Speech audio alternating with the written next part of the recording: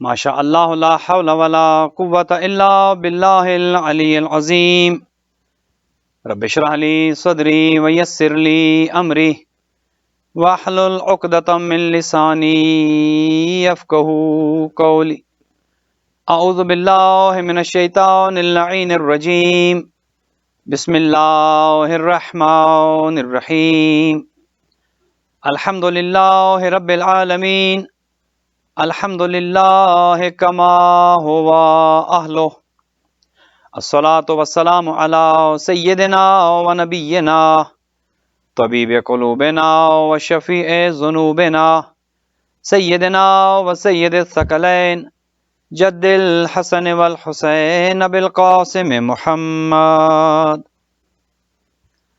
والصلاۃ والسلام علی اہل بیتہ طیبین الطاہرین المعصومین الغر المیامین المنتجبین المکرمین الذین اذهب اللہ عنہم الرجس وطہرہم تطہیرا رحمت اللہ علی احبابہم واصحابہم وشیعتہم ومحبیہم اجمعین ولعنت اللہ علی اعدائہم وقاتلیہم وظالمیہم من الآن الى قیام یوم الدین اما بعد فقد قال الرحمن فی کتاب الفرقان وقولہ الحق وهو اصدق الصادقین بسم اللہ الرحمن الرحیم والذین اوتوا العلم درجات واللہ بما تعملون خبیر۔ درود بھیجیے گا محمد وآل محمد علیہ الصلوۃ والسلام۔ خداوند متعال سے دعا ہے بحق محمد وآل محمد آپ تمام مومنین و مومنات دنیا کے جس کونے میں موجود ہیں اور آج کی یہ مجلس شہادت حضرت امام محمد تقی الجواد علیہ الصلوۃ والسلام میں آپ موجود ہیں، خداوند بزرگ و برتر آپ سب کو اجر جزیل عطا فرمائے، جو بیمار ہیں شفا یاب فرمائے، جو مقروض ہیں ان کے قرض ادا ہوں، اور آج کی مجلس کے اسپانسر کے گھر پر رحمتیں اور برکتیں نازل ہوں۔ خداوند بزرگ و برتر ان کے مال و رزق میں وسعت عطا فرمائے، پریشانیوں سے نجات عطا فرمائے۔ پوری دنیا میں جہاں بھی انسان کورونا کے مرض میں مبتلا ہیں، بالخصوص اہل بیت علیہ الصلوۃ والسلام کے چاہنے والے، خدا سب کو شفا یاب فرمائے، اور جو دنیا سے گزر گئے خداوند بزرگ و برتر ان کے درجات کو متعالی فرمائے، جو مقروض ہیں ان کے قرض ادا ہوں، جو پریشان حال ہیں ان کی پریشانیاں دور ہوں، اور جن جن بہن بھائیوں نے دعا کے لیے کہا ہوا ہے خداوند متعال ان سب کو شفا یاب کرے، اور جو ان کی دعائیں ہیں سب خداوند متعال کے ہاں قبول ہوں، اور اللہ سبحانہ و تعالی سب کی زندگیوں میں آسانیاں پیدا کرے۔ ہمارا خاتمہ علی الخیر ہو، اہل بیت کی محبت پر ہمارا خاتمہ ہو، محرم کی آمد ہے، آزاداری کے لیے انشاءاللہ آسانیاں پیدا ہوں، دنیا کے کونے کونے میں ذکر سید الشہداء ہو سکے آسانی کے ساتھ، عقیدت کے ساتھ، اور انتہائی عزت و احترام کے ساتھ آزاداری سید الشہداء بپا ہو سکے۔ ہمارے والی و سرپرست امام زمان اجل اللہ تعالی فرج و شریف کے ظہور میں تعجیل ہو۔ خداوند متعال ہمیں اور ہماری اولادوں کو امام کے اعوان و انصار میں قرار دے۔ اپنی ان تمام دعاؤں کی قبولیت کے لیے بلند تر صلوات۔ مومنین، آپ کی خدمات عالیہ میں قرآن حکیم سے اللہ سبحانہ و تعالی کا ایک فرمان ذیشان تلاوت کیا ہے کہ جس میں خداوند متعال یہ ارشاد فرماتا ہے کہ والذین اوتوا العلم درجات، کہ اللہ سبحانہ و تعالی جنہیں علم دیتا ہے یقیناً ان کے درجات کو متعالی کرے گا۔ علم ایک ایسی صفت ہے، اللہ سبحانہ و تعالی کا ایک ایسا انعام ہے کہ کائنات میں اس کے مقابلے پر کوئی چیز نہیں آ سکتی۔ امیر المومنین علی بن ابی طالب علیہ الصلوۃ والسلام سے جب پوچھا گیا تھا کہ علم بہتر ہے یا مال، تو حضرت نے کیا خوب جوابات ارشاد فرمائے۔ جب پوچھا گیا حضرت نے جواب کو تبدیل کیا اور علم کی فضیلت میں ارشاد فرمایا کہ علم بہتر ہے، چونکہ علم استعمال کرنے سے، خرچ کرنے سے بڑھتا ہے، جبکہ مال استعمال کرنے سے کم ہوتا ہے۔ علم بہتر ہے چونکہ علم انسان کی حفاظت کرتا ہے اور مال کی حفاظت انسان کو کرنا پڑتی ہے، اور مسلسل ایک طویل حدیث ہے، اس حدیث پر گفتگو کرنا مقصد نہیں ہے۔ وہ امیر المؤمنین علی بن ابی طالب علیہ الصلوۃ والسلام نے بھی علم کی اہمیت کو بیان فرمایا کہ علم کی اہمیت ہر چیز پر ہے، ہر چیز سے زیادہ ہے، مال سے علم بہتر ہے، دنیا کی ہر چیز سے علم بہتر ہے۔ اور خداوند متعال نے بھی اس فرمان میں یہ ارشاد فرمایا کہ والذین اوتوا العلم درجات، کہ جنہیں ہم نے علم دیا ہے یقیناً اس بات میں کوئی شک نہیں ہے کہ جو اہل علم ہیں، جنہیں ہم نے علم عطا کیا ہے، ہم ان کے درجات کو بڑھائیں گے۔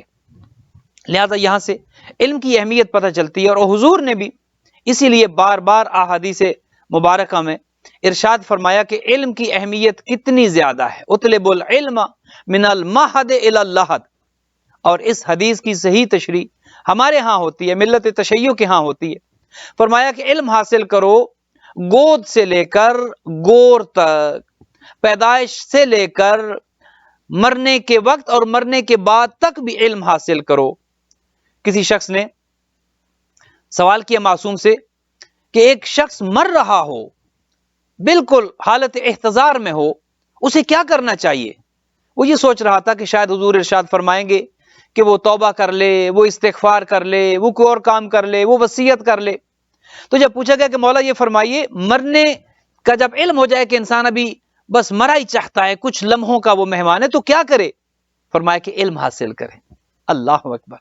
چونکہ عالم مرنا جاہل مرنے سے بہتر ہے، عالم ہو کر علم حاصل کر کے مرنا جہالت پر موت سے کہیں بہتر ہے۔ تو عرض کرنے کا مقصد یہ ہے کہ علم کی اتنی زیادہ اہمیت ہے، قرآن حکیم میں بار بار علم کی اہمیت پر زور دیا گیا، اور اللہ سبحانہ و تعالی نے جب سب سے پہلا انسان بنایا، حضرت آدم جو ابو البشر ہیں، سب سے پہلے انسان کو جب زمین میں بھیجا اور خلیفہ بنا کر بھیجا، تو وہ فرشتے کی جنہوں نے اعتراض کیا تھا کہ خدایا تو اسے کیوں بناتا ہے، وَإِذْ قَالَ رَبُّكَ لِلْمَلَائِكَةِ إِنِّي جَاعِلٌ فِي الْأَرْضِ خَلِيفَةً۔ خدا کہتا ہے کہ میں نے جب فرشتوں سے کہا کہ میں زمین پر اپنا خلیفہ بنا رہا ہوں، تو فرشتوں نے فوراً ایک اعتراض کیا، چونکہ اس وقت تک انسان ظاہری صورت میں موجود نہ تھے، خدا تھا، فرشتے تھے، اور وہ انوار تھے کہ جن کے لیے یہ سارا نظام بنایا گیا تھا۔ گویا علم خدا میں تو تھا کہ کیا ہونا ہے، انوار محمد و آل محمد علیہ الصلوۃ والسلام یقیناً موجود تھے، وہ اس سے پہلے موجود تھے، لیکن انسانی صورت میں کوئی بشر موجود نہیں تھا۔ تو خدا نے یہ کہا فرشتوں سے، وَإِذْ قَالَ رَبُّكَ لِلْمَلَائِكَةِ إِنِّي جَاعِلٌ فِي الْأَرْضِ خَلِيفَةً، کہ میں زمین پر اپنا خلیفہ بنانے جا رہا ہوں۔ تو فرشتوں نے فوراً ایک اعتراض کیا، قَالُوا أَتَجْعَلُ فِيهَا مَن يُفْسِدُ فِيهَا وَيَسْفِكُ الدِّمَاءَ، اے خدایا کیا تو اسے خلیفہ بنا رہا ہے کہ جو زمین پر جائے گا، قتل کرے گا، قتل و غارت گری کا بازار گرم کرے گا، خون کی ندیاں بہا دے گا، کیا تو اسے خلافت دے رہا ہے؟ وَنَحْنُ نُسَبِّحُ بِحَمْدِكَ وَنُقَدِّسُ لَكَ، اور خدایا جہاں تک بات ہے تیری تقدیس کی، تیری حمد بیان کرنے کی، تیری تعریف کی، تیری عبادت کی، تو ہم ہیں۔ ہم جب فرشتے تیری عبادت کے لیے، تیری حمد کے لیے، تیری بڑائی، تیری کبریائی بیان کرنے کے لیے ہم جب فرشتے موجود ہیں، تو اس انسان کو تو کیوں بنا رہا ہے کہ جو انسان زمین پر جا کر فساد کرے گا؟ تو اللہ سبحانہ و تعالیٰ نے فوراً فرشتوں کے جواب میں یہ کہا کہ انی اعلم ما لا تعلمون، کہ جو میں جانتا ہوں وہ تم نہیں جانتے۔ یقیناً خدا جانتا تھا، خدا جانتا ہے، اور خدا کے سامنے کوئی چیز پوشیدہ نہیں ہے۔ اب جب فرشتوں نے اعتراض کیا کہ اس کو خلیفہ نہ بناؤ، یہ تو زمین پر جا کر فساد، تو خدا نے یہاں پر پھر ایک امتحان لیا، اور وہ امتحان علم کا ہے، تاکہ پتہ چل جائے کہ کس کا مقام زیادہ ہے، کس کی فضیلت زیادہ ہے، فرشتے بہتر ہیں یا جس کو میں خلیفہ بنا رہا ہوں یہ انسان بہتر ہے۔ فرشتوں کو بھی علم ہو جائے کہ ہم جو عبادت پر ناز کر رہے ہیں کہ خدایا ہم تیری عبادت کے لیے کافی ہیں، تو اس انسان کو کیوں زمین پر خلیفہ بنا کر بھیج رہا ہے، ہم جو تیری عبادت کر رہے ہیں۔ تو خداوند متعال نے وہاں پر امتحان لیا، اور امتحان یہ لیا کہ وَعَلَّمَ آدَمَ الْأَسْمَاءَ كُلَّهَا ثُمَّ عَرَضَهُمْ عَلَى الْمَلَائِكَةِ، اللہ سبحانہ و تعالیٰ نے آدم کو کچھ نام سکھا دیے، علم دیا، کچھ نام تعلیم کیے، اور وہ نام کن کے تھے؟ محمد و آل محمد علیہ الصلوۃ والسلام کے۔ تو جب اللہ سبحانہ و تعالیٰ نے علم آدم الاسماء كلها ثم عرضهم على الملائكة فقال انبئوني باسماء هؤلاء ان كنتم صادقين، مجھے یہ نام بتاؤ اگر تم اپنے دعوے میں سچے ہو۔ گویا علم کا امتحان لیا۔ اللہ سبحانہ و تعالیٰ نے فرشتوں سے کہا کہ انبئونی باسماء هؤلاء ان كنتم صادقين، اگر تم اپنے دعوے میں سچے ہو کہ تم عبادت کرتے ہو، تم میری حمد و تقدیس کرتے ہو، اور اسے خلیفہ بنانے کی ضرورت نہیں ہے، تم فرشتے جو عبادت کر رہے ہو، تو اچھا مجھے بتاؤ تو صحیح یہ نام کن کے نام ہیں؟ جو نام محمد و آل محمد علیہم الصلوۃ والسلام کے تھے. انبئونی باسماء ہؤلاء ان کنتم صادقین، اگر تم اپنے دعوے میں سچے ہو تو مجھے ذرا نام تو بتاؤ. اور جب یہ کہا تو قالوا سبحانک لا علم لنا الا ما علمتنا، خدایا تیری ذات پاک ہے، ہمیں ان ناموں کے بارے میں کچھ نہیں پتا، ہمارا علم نہیں ہے ان ناموں کے بارے میں، کچھ نہیں جانتے. الا ما علمتنا، ہم تو اتنا ہی جانتے ہیں جتنا تو نے ہمیں سکھایا ہے. ہمارے پاس علم فقط اتنا ہے جتنا علم اے اللہ سبحانہ و تعالی تو نے ہمیں دے دیا. انک انت العلیم الحکیم، تو علیم بھی ہے تو حکیم بھی ہے. جب فرشتوں نے اپنی عاجزی کا اظہار کیا اور اپنی عاجزی کے معترف ہوئے کہ خدایا ہم تو نہیں جانتے یہ نام جو تو پوچھ رہا ہے، یہ نام ہم نہیں جانتے، ہم تو فقط اتنا جانتے ہیں کہ جتنے نام تو نے ہمیں بتایا، یہ جو کچھ تو نے ہمیں الا ما علمتنا، جو کچھ تو نے ہمیں بتایا ہے ہم تو فقط اتنا جانتے ہیں.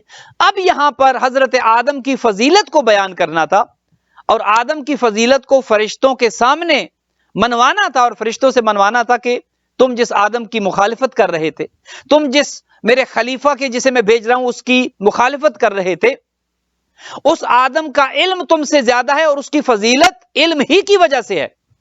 آدم اگر تم پر افضلیت رکھ رہا ہے اس کی وجہ یہ ہے کہ تم وہ نہیں جانتے جو آدم جانتا ہے، تمہارے پاس وہ علم نہیں ہے جو علم آدم کے پاس ہے. تو جب فرشتوں سے کہا کہ مجھے بتاؤ تو صحیح، انبئونی باسماء ہؤلاء ان کنتم صادقین، اگر تم سچے ہو تو یہ نام تو بتاؤ. قالوا سبحانک لا علم لنا الا ما علمتنا، خدایا تیری ذات پاک ہے، ہمارے پاس ان ناموں کا کوئی علم نہیں ہے. اب خداوند متعال حضرت آدم کی طرف متوجہ ہوئے اور یہ ارشاد فرمایا قال یا آدم انبئہم باسمائہم، اے آدم ذرا تم انہیں نام بتاؤ نا. اب فرشتہ نے تو کہہ دیا کہ لا علم لنا، ہمارے پاس علم نہیں ہے.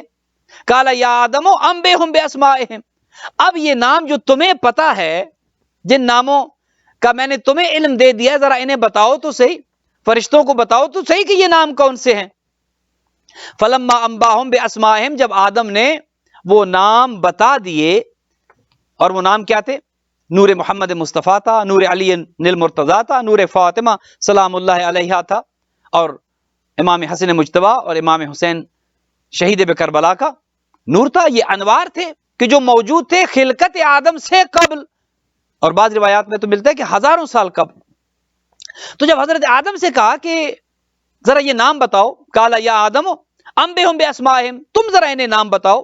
فلما انباہم باسمائہم قال الم اقل لکم انی اعلم غیب السماوات والارض، جب آدم نے نام بتا دیے اور اس امتحان میں کامیاب ہو گئے جو علم کا امتحان تھا، علم کی وجہ سے آدم کو جو فضیلت مل رہی تھی، تو خدا نے کہا فرشتوں سے کہ دیکھا جو میں نے تم سے کہا تھا کیا وہ سچ نہیں ہے؟ میں نے تم سے یہی نہیں کہا تھا کہ میں زمین و آسمان کی ہر چیز کا میرے پاس اور جو کچھ غیب میں ہے اس کا علم میرے پاس ہے. آدم نے وہ نام بتا دیے کہ جو تمہارے پاس علم نہیں تھا. گویا ایک چیز یہاں پر واضح ہو گئی کہ فضیلت کی ایک وجہ علم ہے. اگر فرشتے وہ نام بتا دیتے اور آدم وہ نام نہ بتا سکتے تو شاید، فرض کر رہے ہیں کہ شاید فرشتے آدم سے اس مقام پر فضیلت میں بڑھ جاتے چونکہ ان کے پاس علم تھا.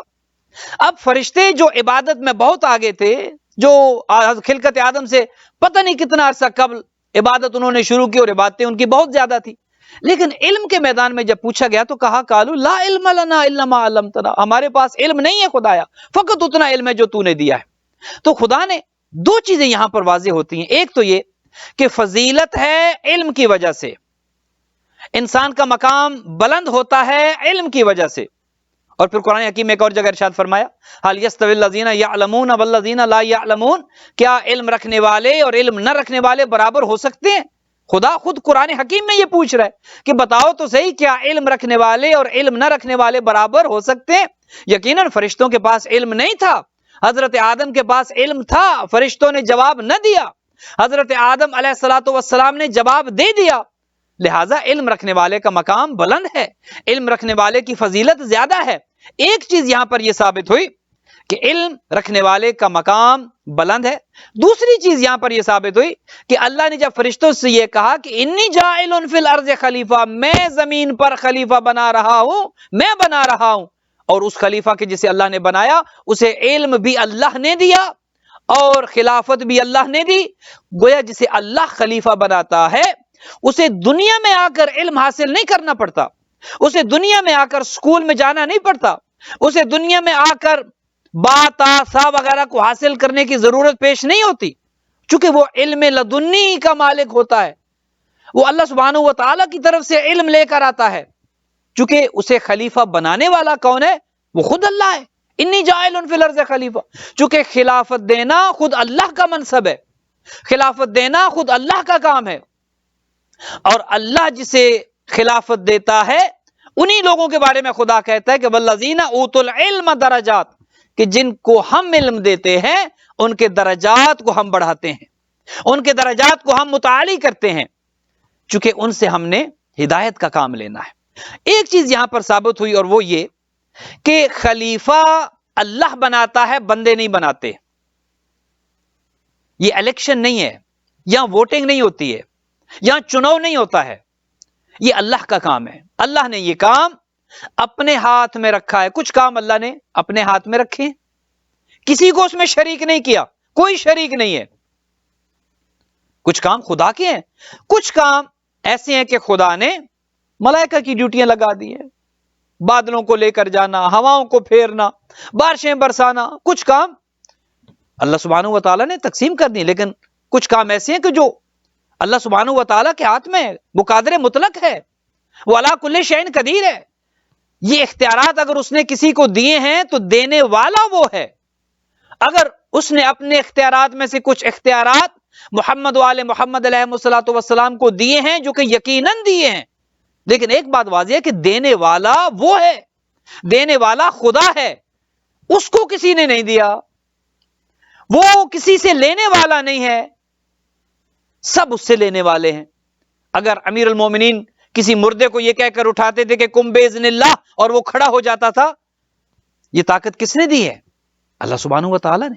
اگر امیر المومنین کسی مردے پر جنازہ پڑھ دیتے جو زندہ تھا، زندہ پر جنازہ پڑھ دیا، وہ مر گیا، یہ صلاحیت کس نے دی؟ اللہ سبحانہ و تعالیٰ نے۔ اگر علی ابن ابی طالب نے یہ دعویٰ کیا کہ سلونی سلونی قبل ان تفقدونی، پوچھ لو مجھ سے جو پوچھنا چاہتے ہو، یہ نہیں کہا کہ قرآن کے بارے میں پوچھو، یہ نہیں کہا کہ فقط حدیث کے بارے میں پوچھو، یہ نہیں کہا کہ فقط سائنس کے بارے میں پوچھو، کہا جو پوچھنا چاہتے ہو، جو تمہارے من میں آئے وہ پوچھ لو، قبل اس کے کہ علی تمہارے درمیان سے اٹھا لیے جائیں۔ یہ علم کس نے دیا تھا کہ اتنا بڑا دعویٰ حضرت آدم سے لے کر حضرت خاتم تک کسی نبی نے نہیں کیا؟ امیر المومنین کے بعد امام حسن مجتبی علیہ الصلوۃ والسلام سے لے کر مہدی دوران عجل اللہ تعالی فرجہ الشریف تک کسی امام نے نہیں کیا، کائنات کے کسی بشر نے نہیں کیا، فقط علی ابن ابی طالب جو پوچھنا۔ یہ علم کس نے دیا؟ اللہ سبحانہ و تعالی نے دیا۔ چونکہ اللہ جس کو خلیفہ بناتا ہے، اللہ نے جس کو خلافت دینی ہے، اللہ نے جس سے ہدایت کا کام لینا ہے، اللہ نے جس کو اپنا نمائندہ بنا کر بھیجنا ہے، اللہ اسے پڑھا کر بھیجتا ہے۔ اور یہ بنیادی نشانی ہے خلیفہ ہونے کی، یہ بنیادی نشانی ہے نبی ہونے کی، یہ بنیادی نشانی ہے امام ہونے کی، کہ اللہ انہیں اپنے ہاں سے، اپنے کارخانے سے بنا کر، سنوار کر، تیار کر کے بھیجتا ہے۔ وہ دنیا میں جب آتے ہیں تو انہیں نہ تو پڑھنے کی ضرورت ہے، نہ کچھ سیکھنے کی ضرورت ہے۔ نبی بھی پڑھ کے آتا ہے، امام بھی پڑھ کر آتا ہے، خلیفہ بھی پڑھ کر آتا ہے۔ آپ اسے خلیفہ کہیں یا امام کہیں، بات ایک ہی ہے۔ اور یہ شرط ہے اس بات کی کہ جو پڑھا لکھا ہو کر آئے وہ خلیفہ ہونے کا اہل ہے، جو پڑھ لکھ کر آئے، جو دنیا میں پیدا ہونے سے پہلے پڑھ لکھ کر آئے، وہ خلیفہ ہونے کا حقدار ہے، وہ نبی ہونے کا حقدار ہے، وہ امام ہونے کا حقدار ہے۔ اور جو دنیا میں پڑھنے لکھنے کے باوجود یہ کہے کہ مجھے تو کسی اور کی مدد چاہیے، میرے پاس تو جواب نہیں ہے، وہ خلیفہ نہیں ہو سکتا، وہ امام نہیں ہو سکتا، وہ رہبر و رہنما نہیں ہو سکتا۔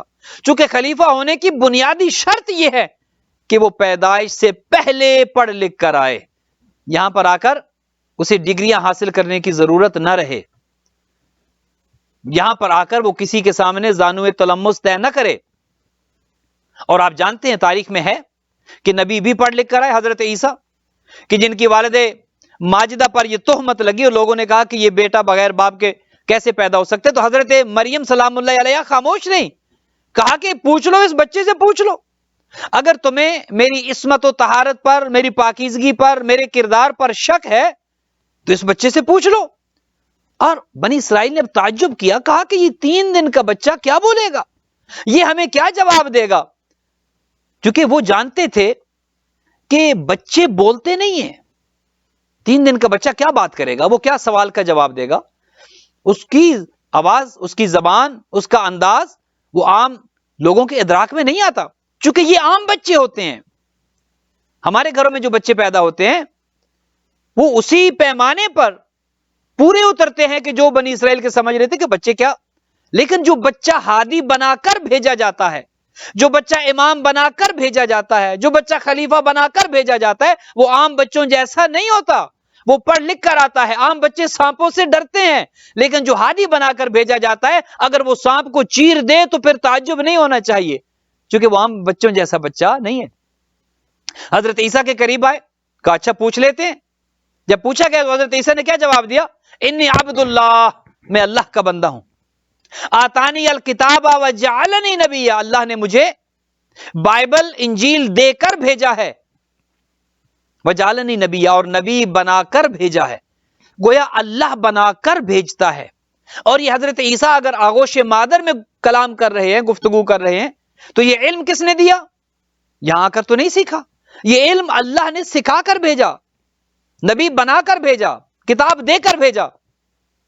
ایک چیز یہاں پر یہ ثابت ہو جاتی ہے کہ جو بھی ہادی بن کر آتا ہے، جو بھی رہنما بن کر آتا ہے، وہ نبی ہو، وہ امام ہو، وہ خلیفہ ہو، اس کے لیے بنیادی شرط یہ ہے کہ وہ اللہ کے مدرسے سے پڑھ کر آئے۔ اب جو میں آپ کی خدمت میں ایک پیمانہ عرض کر رہا ہوں، ایک اصول عرض کر رہا ہوں، اب آپ خود اس کو پرکھ لیجئے، خود آپ اس کو دیکھ لیجئے کہ جو اس پیمانے پر پورا اترتا ہے کہ جو اللہ کے مدرسے سے پڑھ کر آئے، دنیا میں علم حاصل نہ کرے، جو خدا کے ہاں کا پڑھا لکھا ہو، وہ اہل ہے کہ نبی ہو یا امام ہو یا خلیفہ ہو۔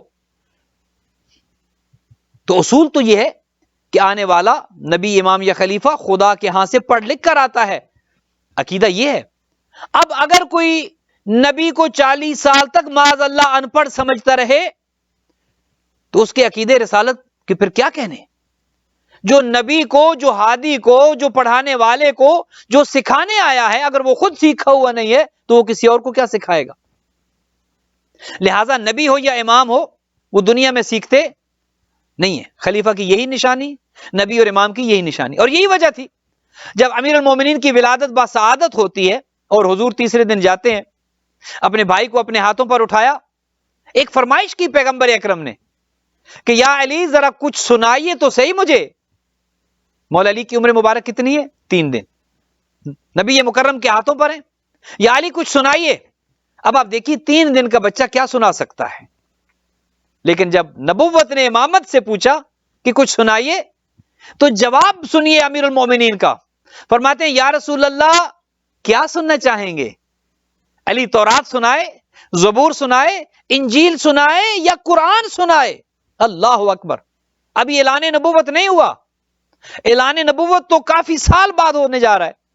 اعلان نبوت نہیں ہوا، ابھی پہلی وحی نہیں آئی، ابھی اقرا کی وحی نہیں آئی، ابھی فرشتہ وحی لے کر نہیں آیا، ابھی قرآن نازل نہیں ہوا، اور یہ 3 دن کا بچہ نبی مکرم کے ہاتھوں پر یہ کہتا نظر آتا ہے یا رسول اللہ کیا سنیں گے؟ چونکہ یہ اللہ کی طرف سے خلیفہ بنا کر بھیجا جا رہا ہے، اللہ کی طرف سے امامت دے کے اس کو بھیجا گیا ہے، اللہ کی طرف سے علم دے کر بھیجا گیا ہے۔ والذین اوتوا العلم درجات، جنہیں اللہ علم دے کر بھیجتا ہے پھر ان کے درجات کو خدا بلند کرتا ہے۔ یا رسول اللہ کیا سناؤں، تورات، زبور، انجیل یا قرآن؟ کہا یا علی قرآن سنائیے۔ پھر مولا علی نے سورہ مومنون کی آیات کو جھوم جھوم کر پڑھنا شروع کیا، اور کیوں نہ پڑھتے؟ علی ابن ابی طالب کی جو امیر المومنین ہیں، جو مومنین کے امیر ہیں، وہ سورہ مومنون ہی تو پڑھیں گے۔ جو کل ایمان ہے وہ وہی سورت تو پڑھے گا جس کا تعلق ایمان والوں کے ساتھ۔ جھوم جھوم کر امیر المومنین نے وہ آیات پڑھی، قد افلح المؤمنون الذین هم فی صلاتهم خاشعون والذین هم عن اللغو معرضون۔ پوری آیات قرآن حکیم کی اس سورہ مومنون کے امیر المومنین نے ابتدائی کچھ آیات پڑھی۔ تو عرض کرنے کا مقصد یہ ہے کہ جو علم دے کر بھیجا جاتا ہے اسے حق بنتا ہے کہ وہ خلیفہ ہو، اسے یہ زیب دیتا ہے کہ وہ امامت کا اظہار کرے اور وہ کہے کہ میں امام بنا کر بھیجا گیا ہوں، اور نبی اس کی امامت کا اعلان کرے، چونکہ دنیا میں اس نے کسی سے علم حاصل نہیں کیا۔ اب اگر اس قاعدے کو، اس کلیے کو بھلا دیا جائے اور کسی ایسے کو خلیفہ بنا لیا جائے، رہبر بنا لیا جائے، امام بنا لیا جائے، ہادی بنا لیا جائے، کہ جو سیکھنے کے باوجود علم میں ناقص ہو، جو علم حاصل کرنے کے باوجود یہ کہتا نظر آئے کہ مجھے تو اس بات کا جواب نہیں آتا، یا جو علم حاصل کرنے کے باوجود غلط فیصلے کرے۔ کتنے ایسے فیصلے ہوئے جو غلط ہوئے، چونکہ جنہیں بندے چنتے ہیں وہ فیصلے غلط کر سکتے ہیں، جو ووٹوں سے اقتدار میں آتے ہیں وہ غلطیاں کر سکتے ہیں۔ یہی تو فرق ہے عصمت میں، معصوم میں اور غیر معصوم میں۔ چونکہ جسے اللہ بھیجتا ہے وہ علم دے کر بھیجتا ہے، وہ معصوم بنا کر بھیجتا ہے، وہ عصمت دے کر بھیجتا ہے، وہ لکھا پڑھا کر بھیجتا ہے، وہ گویا پروٹیکٹ کر کے بھیجتا ہے۔ اور جسے بندے بناتے ہیں، کتنا فرق ہے، ایک کو خدا بنا رہا ہے، ایک کو بندے بنا رہے ہیں۔ تو جو خود غلطیوں سے پاک ہے وہ جس کو بنائے گا وہ اس کو ایسا ہی بنائے گا کہ وہ بھی غلطی نہیں کرے گا، اور جسے بندے بنا رہے ہیں، جتنے بندے کرپٹ ہوتے ہیں وہ بننے والے کو بھی ایسے ہی کرپٹ بنائیں گے۔ اور پھر تاریخ میں آپ نے دیکھا کہ تاریخ میں کیا کیا ہوا ان لوگوں کے ہاتھوں کی جنہیں بندوں نے بنایا تھا، اور انہوں نے کیا کیا کہ جنہیں اللہ نے بنایا تھا۔ یہی تو فرق ہے، اللہ کے بنائے ہوئے اور ہیں، بندوں کے بنائے ہوئے اور ہیں۔ اللہ کے بنائے ہوئے نے انسانیت کو دین سکھایا، کردار کی تعمیر کی، علم کے سمندر ٹھاٹھے مارتے ہوئے لوگوں کے سامنے انہوں نے جاری و ساری کیے، اور جو بندوں کے بنائے ہوئے تھے وہ بار بار اپنی لا علمی، اپنی کم علمی کا اعتراف کرتے رہے، اور بار بار یہ کہتے رہے کہ اگر علی نہ ہوتے تو ہم ہلاک ہو جاتے۔ خلافت زیب اسی گھرانے کو دیتی ہے، خلافت اسی شخصیت کو زیب دیتی ہے کہ جو اللہ کے ہاں سے پڑھ لکھ کر آئے۔ اور دنیا جانتی ہے یہ خلافت، یہ امامت، یہ رہبری، یہ رہنمائی اللہ سبحانہ و تعالی نے بنو ہاشم کو دی، خاندان عصمت و طہارت میں رکھی۔ نبی مکرم نے اپنے بعد اس بات کو واضح کیا، نہ فقط یہ کہ زبانی اعلان کیا کہ من کنت مولا ہو فعلی مولا، بلکہ بازو پکڑ کر دنیا کو دکھایا بھی صحیح، اعلان بھی کیا، دکھایا بھی صحیح، تاکہ کوئی یہ نہ کہے کہ حضور نے اعلان تو کیا تھا، ہم تو بہرے تھے، ہم تو سن نہیں سکتے تھے۔ جو سن نہیں سکتے تھے دیکھ تو سکتے تھے، ان کے لیے بازو بلند کیا، دیکھ لو یہ علی ہے۔ اور جو یہ کہتے بعد میں اعتراض کرتے کہ ہم تو اندھے تھے، ہم نے تو نہیں دیکھا کہ پیغمبر نے کس کا ہاتھ بلند کیا، ان کے لیے زبان سے اعلان کیا من کنت مولا ہو فہذا علی مولا، یہ علی مولا ہیں اس کے۔ تو پیغمبر نے اپنے بعد آنے والے جانشین کا خود اعلان کیا، زبانی بھی اور عملی طور پر بھی۔ اور پھر نہ فقط یہ کہ اپنے بعد آنے والے جانشین کا اعلان کیا، بلکہ ان کی نسل میں آنے والے تمام ائمہ کا اعلان کیا، میرے بعد علی ہوں گے، علی کے بعد حسن ہوں گے، حسن کے بعد حسین ہوں گے، حسین کے بعد علی زین العابدین ہوں گے، ان کے بعد محمد باقر ہوں گے، ان کے بعد جعفر صادق ہوں گے، ان کے بعد موسیٰ کاظم ہوں گے، ان کے بعد ان کے بیٹے علی رضا ہوں گے، اور علی رضا کے بعد ان کے بیٹے محمد تقی ہوں گے، پھر علی نقی، پھر حسن عسکری، اور پھر مہدی دوراں عجل اللہ تعالی فرجہ شریف ہوں گے۔ پیغمبر نے اعلان کیا، حکم خدا کے عین مطابق اعلان کیا، ایک ایک کا نام بھی بتایا، ایک ایک کا حلیہ بھی بتایا، اور ایک ایک کے بارے میں مکمل تفصیلات بیان کی، باقاعدہ وہ نام لکھے ہوئے تھے۔ لہذا زیب اسی کو دیتا ہے کہ جو اس معیار خلافت پر پورا اترے، جن میں سے ایک آپ کی خدمت میں عرض کیا کہ علم ہونا چاہیے۔ اب آپ جائزہ خود لے لیں، خود انصاف کریں، منصف مزاج بن کر انصاف کریں، چونکہ ہر ایک نے اپنی قبر میں جانا ہے، نہ آپ نے میری قبر میں جانا ہے، نہ میں نے آپ کی قبر میں جانا ہے، نہ آپ نے فرشتوں کو میری جگہ پر جواب دینا ہے، نہ میں نے کسی کی قبر میں جا کر اس کے لیے جواب دینا ہے۔ ہر ایک اپنے اعمال کا جواب دہ خود ہے، ذمہ دار خود ہے۔ دنیا تو جیسے تیسے گزر جائے گی، اگر خدا نہ خواستہ غلط عقیدہ لے کر قبر میں چلے گئے تو دنیا تو آج کل جو دنیا گزر رہی ہے. ایک زمانہ تھا کہ جب لوگ کہتے تھے کہ فلاں بہت سکھی ہے اور فلاں جو ہے وہ مشکل. آج کل تو کوئی سکھی نظر نہیں آتا. کرونا نے ایک ہی صف میں کھڑے ہو گئے محمود و ایاز. کرونا نے سب کو ایک ہی صف میں کھڑا کر دیے. اب تو ہر ایک کو جان کے لالے پڑے ہیں. تو اب تو دنیا میں بھی وہ آسائشیں ختم ہو گئی ہیں. تو قبر میں جب پوچھا جائے گا کہ دنیا کیسے گزار کر آئے ہو, اگر کسی غلط کو رہبر و رہنما مانا ہوا, اگر دنیا میں, قبر میں کیا جواب دیں گے؟ آخرت کی زندگی کا کیا بنے گا؟ خود فیصلہ کریں. خلافت کا اہل کون ہے؟ امامت کا اہل کون ہے؟ رہبری کسے زیب دیتی ہے؟ ایک نشانی آپ کی خدمت میں آج میں نے عرض کیا, وہ ہے علم. کم از کم نشانی یہ ہے کہ خلیفہ کے پاس علم ہونا چاہیے, اور وہ علم اتنا ہونا چاہیے کہ کسی سوال میں یہ نہ کہے کہ مجھے نہیں آتا, کسی سوال میں یہ نہ کہے کہ علی کو بلاؤ, کسی سوال کے جواب میں یہ نہ کہے کہ کل آنا, کسی سوال کے جواب میں یہ نہ کہے کہ میری بیٹی مجھ سے زیادہ جانتی ہے, ذرا رکو میں بیٹی سے پوچھ کر آتا. یہ خلیفہ کی پہلی نشانی ہے. اب یہ دیکھیے کہ یہ نشانی کیا آل محمد میں ملتی ہے یا نہیں ملتی, اور دوسری طرف کیا یہ علم کی نشانی موجود ہے یا نہیں ہے؟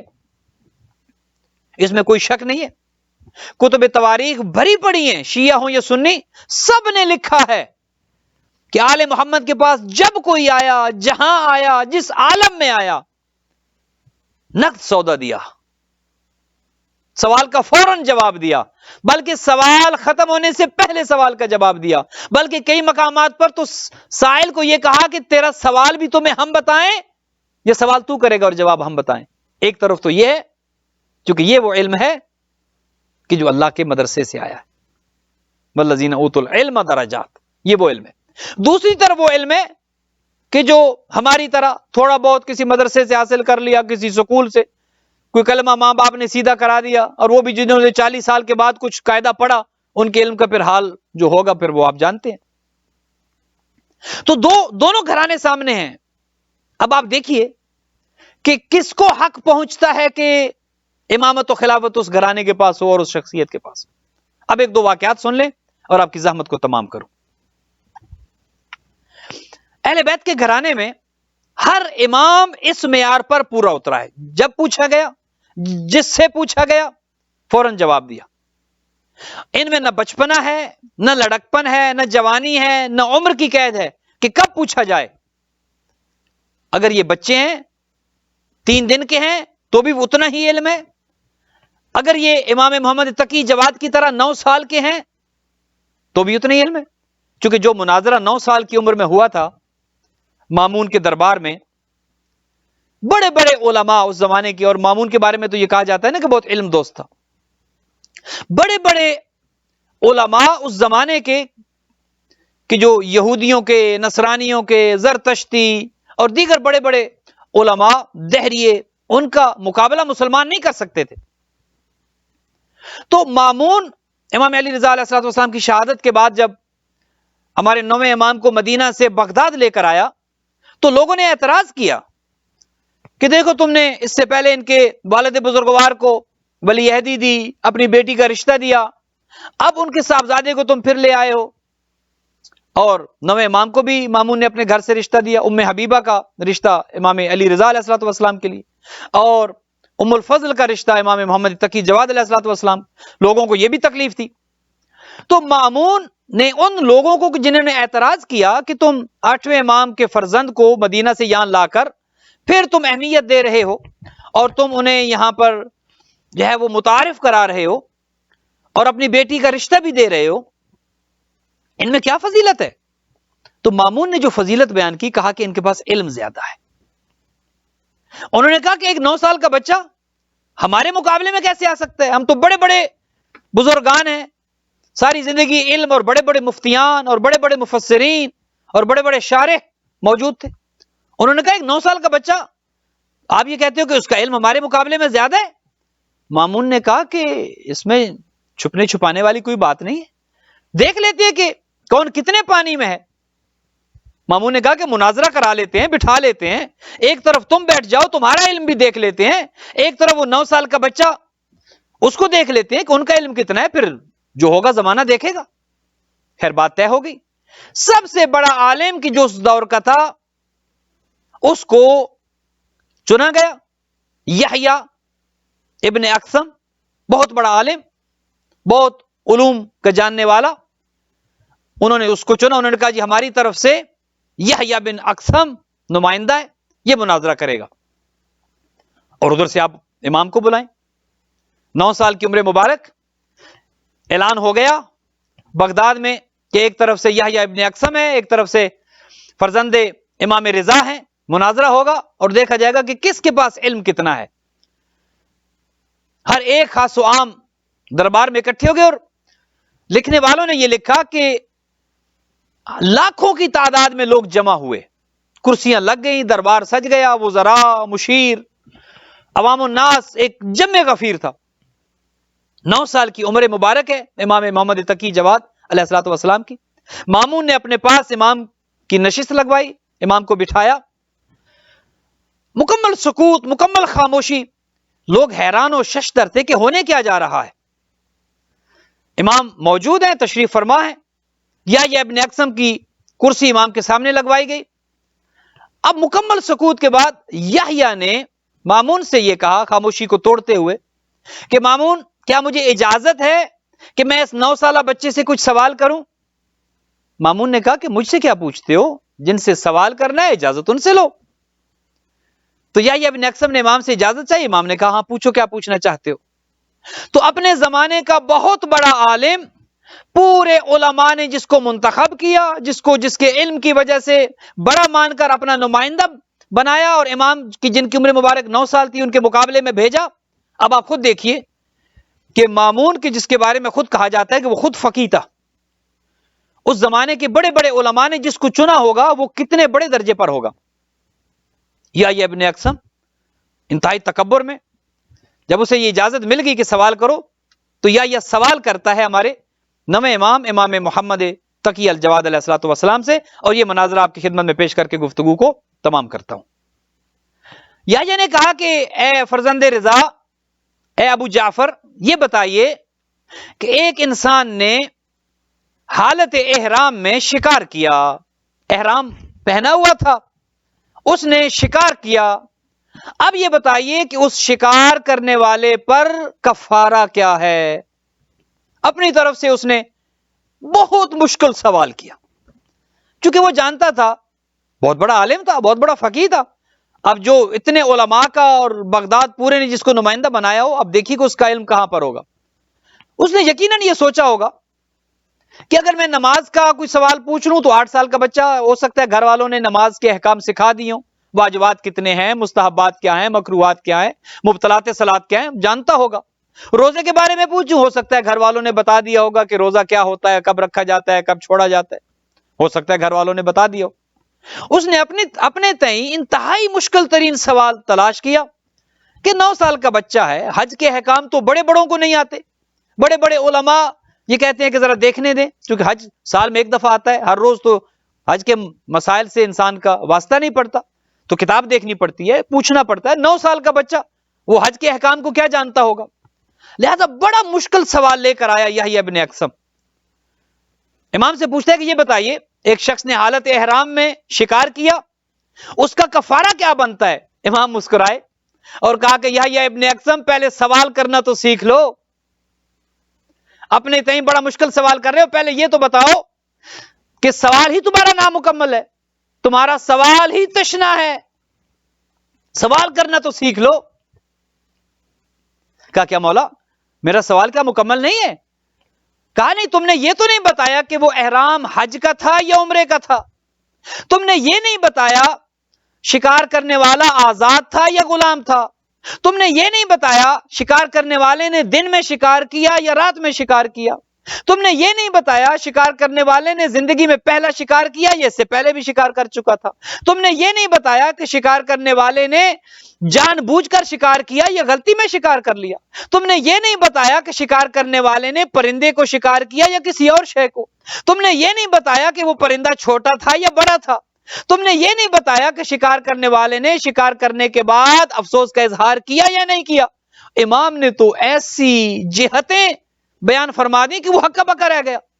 انہوں نے کہا میں تو اپنے تئیں بہت بڑا عالم اور علامہ اور مفتی اور پتہ نہیں کیا کیا بن کر مشکل ترین سوال ڈھونڈ کر لایا، اور یہ جواب تو کیا، یہ تو میرا سوال ہی صحیح نہیں ہے۔ امام نے اور پھر امام نے جب بتائے تو پورا جو حال تھا، جو لاکھوں کا مجمع تھا، وہ ایک حیرانگی تھی سب کے چہروں پر، ہوائیاں اڑ چکی تھیں، حیران و ششدر ہو چکے تھے۔ اب یحییٰ ابن اقسم کی گردن جھک چکی تھی، شرمندہ ہو چکا تھا، اسے اپنی کم علمی کا احساس ہو گیا۔ اور یہی دلیل ہے علم کہ جنہیں اللہ بنا کر بھیجتا ہے، وہ 9 سال کے ہوں، وہ 3 دن کے ہوں، یا وہ 90 سال کے ہوں، وہ کبھی علم میں عاجز نہیں آتے، اور باقی چیزوں میں بھی اسی طرح۔ اب مامون نے کہا کہ فرزند زہرا، فرزند علی رضا، اب اس نے تو اپنی عاجزی کا اظہار کر دیا، اب آپ ہی بتائیں کہ یہ اتنی جو آپ نے ایک سوال کی اتنی شکیں بیان کر دی، اب آپ جواب دیں۔ تو امام نے ایک ایک شک کا پھر جواب دیا کہ اگر حج کا احرام تھا تو یہ کفارہ، عمرے کا احرام تھا تو یہ کفارہ، اگر پرندہ کیا تو یہ کفارہ، اگر دن میں کیا تو یہ کفارہ، رات میں کیا تو یہ، جان بوجھ کر کیا تو یہ، غلطی سے کیا تو یہ، ایک ایک چیز کو امام نے کھول کر بیان کیا۔ اللہ اکبر! یہ ہے وہ علم کہ جو اللہ دے کر بھیجتا ہے، یہ ہے وہ بندہ خدا کہ جسے اللہ اپنا خلیفہ اور امام بنا کر بھیجتا ہے، کہ جو کبھی یہ نہیں کہتا کہ علی کو بلاؤ یا اہل بیت کے گھرانے میں سے کسی کو بلاؤ۔ اہل بیت کے گھرانے میں سے کسی کو بلانا اس بات پر دلالت کرتا ہے کہ ان کا علم ناقص ہے، اور جسے بلایا جا رہا ہے وہ علم ان سے بہتر ہے۔ اب جو بہتر ہے، خلافت کا حق کسے ہونا چاہیے؟ افضل کو یا مفضول کو؟ خلافت کا حق کسے ہونا چاہیے؟ رہبری کا حق کسے ہونا چاہیے؟ جو جانتا ہے یا جو نہیں جانتا ہے؟ لیکن افسوس یہ کہ دنیا نے وہ نہ کیا جو کرنا چاہیے تھا۔ اب جب بات یہاں تک پہنچی تو امام نے کہا کہ یحییٰ ابن اقسم، تم نے تو سوال کر لیا، اب حق یہ بنتا ہے کہ ایک سوال میں بھی تم پر کروں تاکہ معاملہ برابر ہو جائے۔ تم نے تو میرا علم دیکھ لیا، اب حق یہ بنتا ہے کہ میں بھی تمہارے علم کا امتحان لوں۔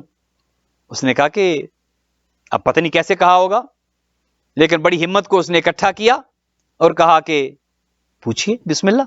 امام نے کہا کہ اچھا یہ بتاؤ، ایک عورت ایک مرد پر فجر کے ٹائم پر حرام تھی، دن چڑھے حلال ہو گئی، وہی عورت اس مرد پر ظہر کے وقت حرام ہو گئی، عصر کے وقت حلال ہو گئی، وہی عورت اس مرد پر مغرب کے وقت حرام ہو گئی، عشاء کے وقت حلال ہو گئی، وہی اس مرد پر آدھی رات کے وقت حرام ہو گئی، اور وہی عورت اس مرد پر صبح کے وقت پھر حلال ہوگی۔ بتاؤ جواب کیا ہے؟ اللہ اکبر! یہ ہے علم امامت، یہ ہے اس ہستی کا علم کہ جسے اللہ امام بناتا ہے، اللہ خلیفہ بناتا ہے، اللہ اپنا نمائندہ بنا کر بھیجتا ہے۔ ہر کی جواب کیا دینا تھا اس نے؟ امام کی پوچھی ہوئی بات کا جواب اس کے بس کی بات نہیں تھی، شرمندہ ہو گیا، ماتھے پہ پسینہ آ گیا۔ لوگوں نے حیرانگی کا اظہار کیا کہ اتنا بڑا عالم اور اس کے پاس 9 سالہ بچے کے سوال کا جواب نہیں ہے۔ مامون خوش بھی ہوا، اندر سے تو شاید حسد ہو۔ مامون نے کہا فرزند زہرا اس کو چھوڑے، اس کا علم ہم نے دیکھ لیا، اب آپ بتائیں کہ اس کا جو سوال آپ نے کیا اس کا جواب کیا ہے؟ کہ عورت جو ہے، ایک ہی عورت ایک مرد پر 24 گھنٹوں میں صبح سے لے کر صبح تک اتنی دفعہ حلال ہوتی ہے، اتنی دفعہ حرام ہوتی ہے، یہ کیا ماجرا ہے؟ تو امام نے کہا کہ دیکھو، وہ کسی کی کنیز تھی، اس مرد کے لیے نامحرم تھی، دیکھنا حرام تھا، اس کے لیے حرام تھی۔ فجر کے وقت حرام تھی، دن چڑھے اس نے خرید لی، اس کے لیے حلال ہو گئی۔ ظہر کے وقت اس نے آزاد کر دی، یہ حرام ہو گئی۔ عصر کے وقت اس نے نکاح کر لیا، وہ پھر حلال ہو گئی۔ مغرب کے وقت اس نے زہار کر دیا، یہ پھر حرام ہو گئی۔ عشاء کے وقت اس نے کفارہ دے دیا، یہ پھر حلال ہو گئی۔ اور آدھی رات کے وقت اس نے طلاق رجعی دے دی، وہ پھر حرام ہو گئی۔ اور فجر کے وقت اس نے رجوع کر دیا، وہ پھر حلال ہو گئی۔ اللہ اکبر! یہ ہے علم امامت، اور اس میں ایج کا کوئی تعلق نہیں ہے، عمر کا کوئی تعلق نہیں ہے اس میں۔ لہذا زیب اسی کو دیتا ہے جو اللہ کا نمائندہ ہو، کہ جو اپنے کمال میں ہو، نہ فقط یہ کہ علم میں، سخاوت میں، شجاعت میں بھاگتا ہوا نظر نہ آئے، مرد میدان کی طرح ڈٹ کر مقابلہ کرے۔ اور لا فتح الا علی کی آواز بلند ہو، جو سخاوت میں آگے ہو، جو شجاعت میں آگے ہو، جو علم میں آگے ہو، جو حلم میں آگے ہو، جو کبھی بھاگتا ہوا نظر نہ آئے، جو کبھی لا علمی اور کم علمی کا اظہار کرتا نہ نظر آئے۔ لیکن افسوس یہ ہے کہ جن کے علم کا یہ مقام تھا، جن کی سخاوت کا یہ مقام تھا کہ جو کچھ گھر میں تھا لٹا دیا، جن کی سخاوت کا یہ عالم تھا کہ جب ہر کا لشکر آیا، راستے میں جب ملا تو کہا جو پانی اپنے پاس ہے ہر کو بھی پلاؤ، سیراب کرو، اور ہر کے قافلے کو بھی سیراب کرو۔ جب یہ کہا گیا کہ آقا ہمارے پاس پانی کم پڑ جائے گا، کہا اپنی فکر نہ کرو، مہمان کی عزت کرو۔ سخاوت کا یہ عالم، علم کا یہ عالم، شجاعت کا یہ عالم، باوجود یہ سب کچھ جاننے کے اور دیکھنے کے، اگر پھر بھی کوئی کسی ایسے دروازے پر چلا جائے کہ جو نہ علم رکھتے ہیں، نہ سخی ہیں، نہ کسی اور معیار پر پورے اترتے ہیں، وہ دین کیا سکھائیں گے؟ افسوس اسی بات کا ہے کہ جنہوں نے دین سکھایا ان کے ساتھ مسلمانوں نے انصاف نہیں کیا۔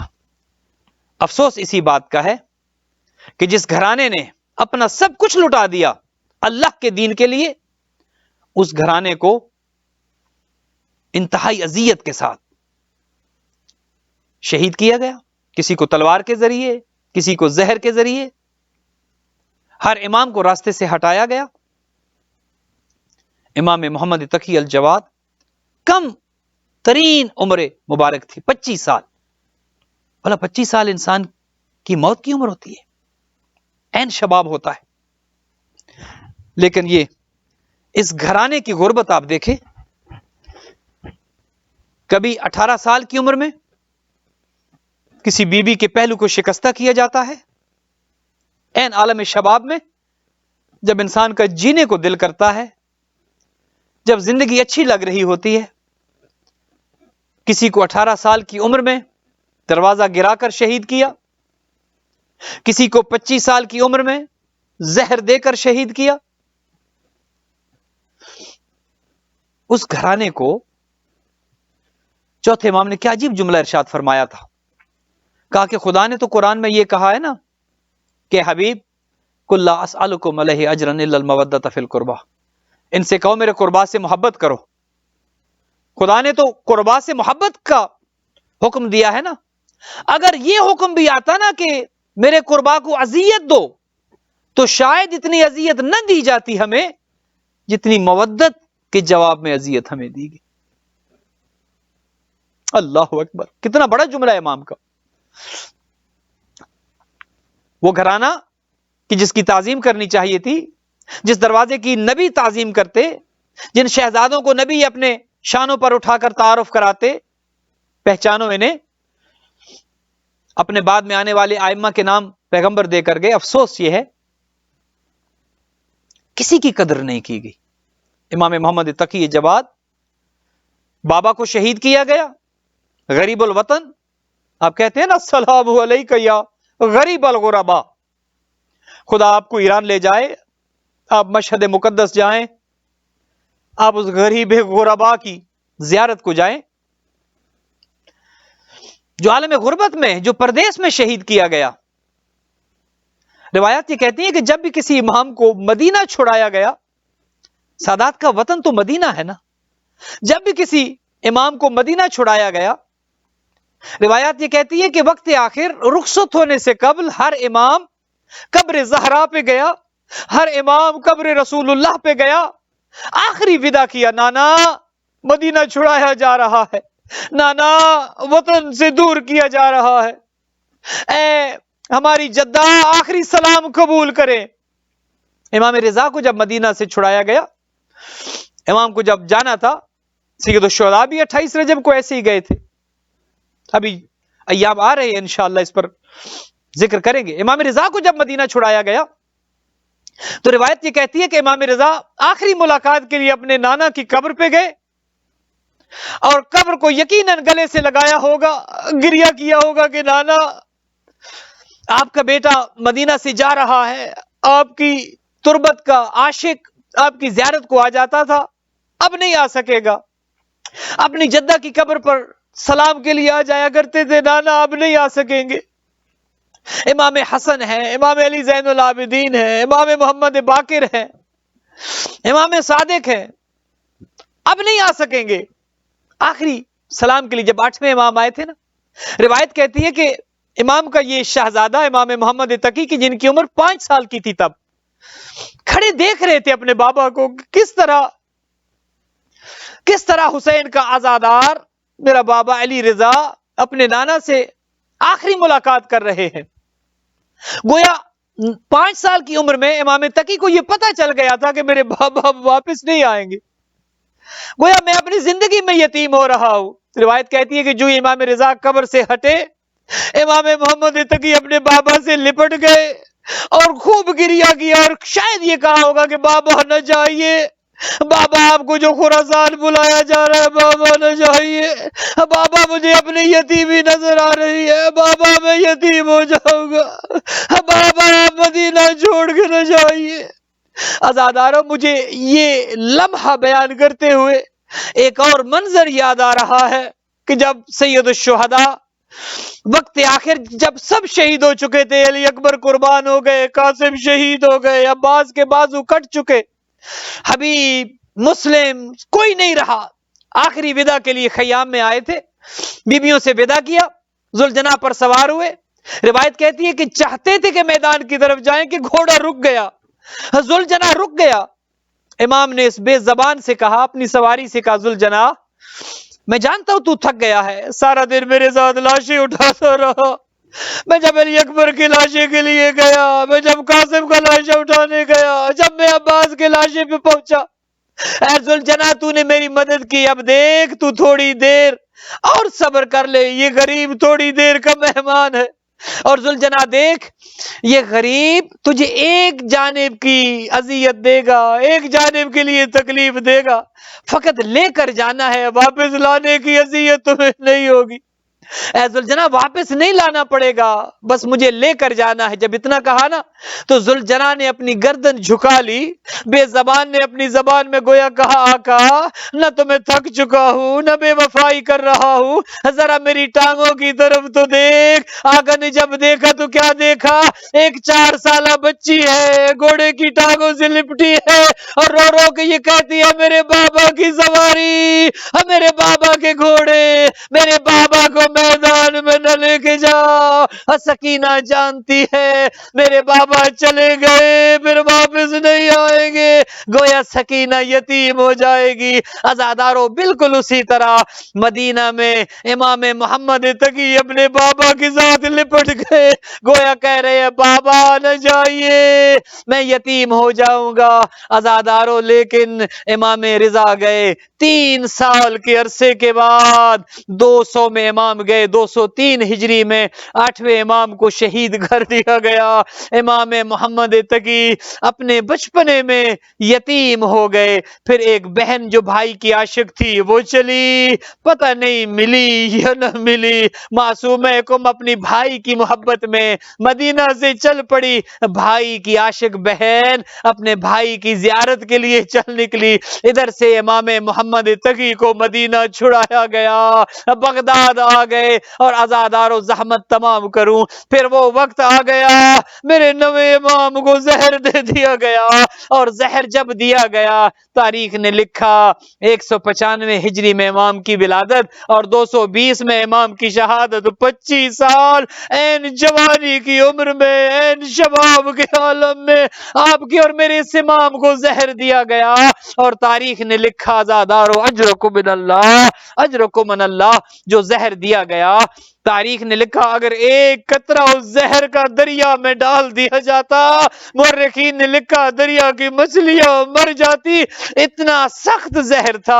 امام کو جب دیا گیا ٹکڑے کٹ کٹ کر باہر آنے لگے، اور پھر وہ وقت آ گیا کہ 10ویں امام تشریف لائے، اپنے بابا کو غسل و کفن دیا، کاظمین میں امام موسیٰ کاظم کے جوار میں دفنا دیا۔ میں کہوں گا امام تقی آپ کی غربت بہت زیادہ ہے، آپ کی جدہ کی طرح آپ کو بھی عالم شباب میں شہید کیا گیا، لیکن مولا اتنا تو ہوا آپ کا بیٹا آ گیا، اپنے ہاتھوں سے غسل و کفن کیا، اپنے ہاتھوں سے دفن کیا.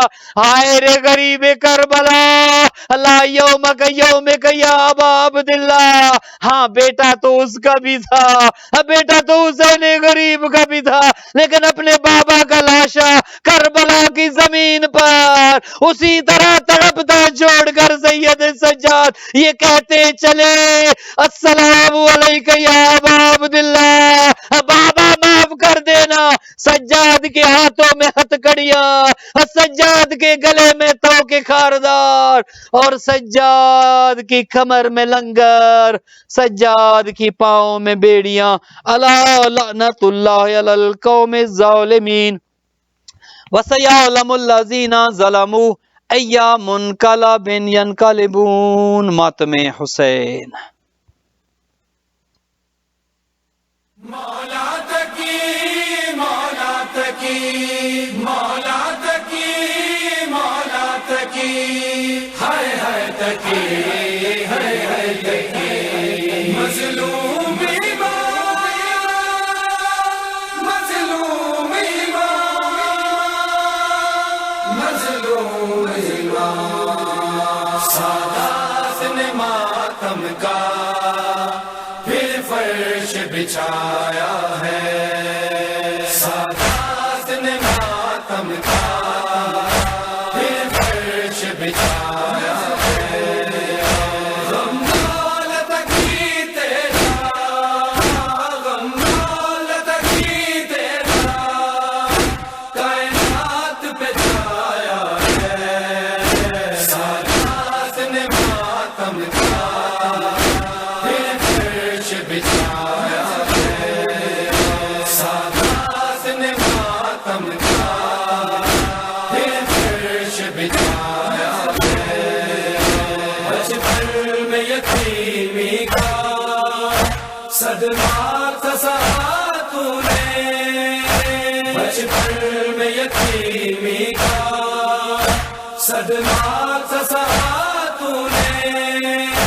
تجھے زہر جوانی میں تجھے زہر جوانی میں ظالم نے پلایا ہے، سادات نے ماتم کا پھر فرش بچھایا ہے، سادات نے ماتم کا پھر فرش بچھایا ہے. موت سنبھلا لعنت ہو سکا تجھ پہ، ہے موت سنبھلا لعنت ہو سکا تجھ پہ.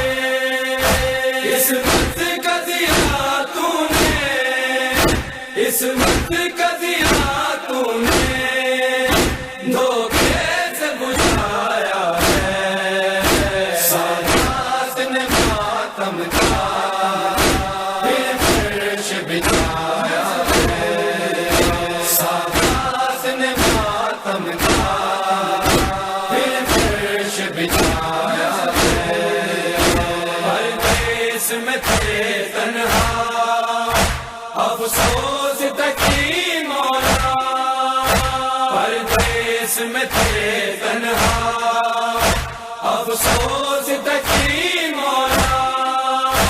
جب وقت شہادت کا جب وقت شہادت کا مظلوم کے آیا ہے، سادات نے ماتم کا پھر فرش بچھایا ہے، سادات نے ماتم کا پھر فرش بچھایا ہے. زندان میں رو رو کے کہتے تھے تکی مولا، زندان میں رو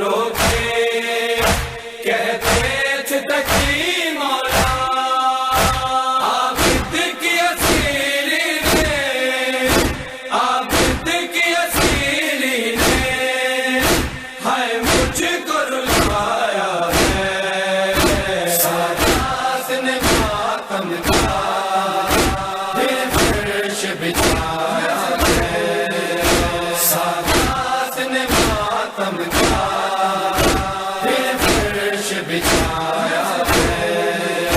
जैसे रब से नकीरों थे बगदाद में आए हैं, जैसे रब से नकीरों थे बगदाद में आए हैं। मौला का जनाजा यूं, मौला का जनाजा यूं मौला ने पढ़ाया है, सादात ने मातम